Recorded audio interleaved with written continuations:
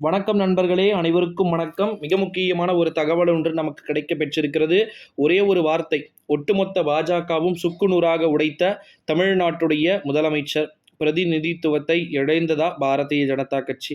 மிக முக்கியமான வீடியோ முழுமைக்குமே பார்த்தீங்கன்னா, ஸ்கிப் பண்ணாம பார்க்குமாறு கேட்டுக்கொள்ளப்படுகிறது.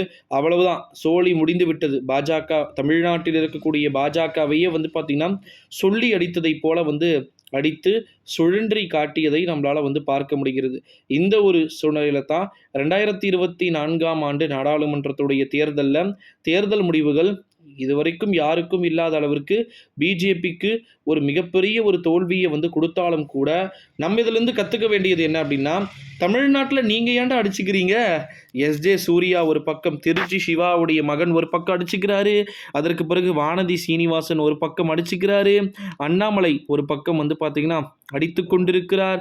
அதற்கு பிறகு பொன் ராதாகிருஷ்ணன் பார்த்தீங்கன்னா ஒரு புறம் பார்த்தீங்கன்னா அடித்து கொண்டிருக்கிறார்கள். கேடி ராகவன் தெரியும் நினைக்கிறேன் என்ன வேலை பண்ணாருன்னு. அவர் பார்த்தீங்களா அரசியலை விட்டே போயிட்டார் பார்த்தீங்களா, பிஜேபியில் இருந்த மாதிரியே இல்லை. அதற்கு பிறகு ஹெச் ராஜா எந்த இதோட நான் சேர்க்குறதுனே தெரியல. எனக்கு அந்த மாதிரியான அறிவிப்புகள் தான் இருக்குது.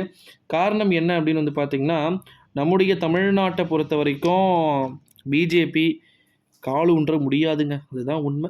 சில விஷயங்களை ஏற்கணும்னா மனசு தயங்கும். ஓகேங்களா? நீங்கள் சொன்னாலும் இதுதான் நெசம். அந்த மாதிரி பார்த்தீங்கன்னா, ஒரே வாரத்தில் பிஜேபியை சுக்குநூறாக உடைத்த பெருமை நம் தமிழ்நாட்டுடைய முதலமைச்சர் அவர்களை சாரும் அப்படின்னு சொன்னால் நீங்கள் நம்புவீங்களா? நம்பி தான் ஆகணும். தமிழ்நாட்டுடைய சீஃப் மினிஸ்டர் ஸ்டாலின் தான் பார்த்தீங்கன்னா இப்போ பிஜேபியில் குழப்பம் வரத்துக்கு காரணம். எங்கே ஆரம்பிச்சிச்சு இந்த குழப்பம் அப்படின்னு பார்த்தீங்கன்னா, பரட்டை அப்படின்னு சொல்லிட்டு ஒரு வார்த்தை சொன்னார். ஓகேங்களா? இணையதள வாசிகளை அடக்கி வைங்க அப்படின்னு சொல்லிட்டு. நீங்கள் மட்டும் அப்படியே ஒழுக்கமாக இருக்கீங்க பாருங்கள்.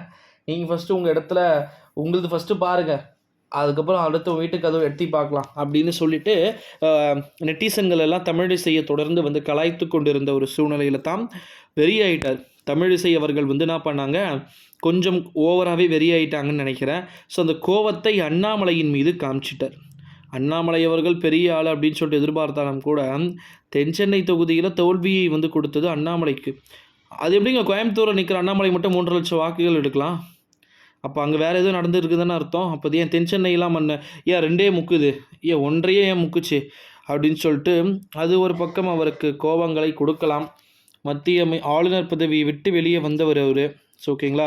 ஸோ அதனால் மேபி இருக்கலாம் அப்படின்னு நான் நினைக்கிறேன். என்னுடைய தனிப்பட்ட கருத்து அதுவாக இருக்கிறது. ஸோ இருந்தால் நிச்சயமாக என்னன்றதை பார்க்கலாம் நண்பர்களே. நன்றி, வணக்கம்.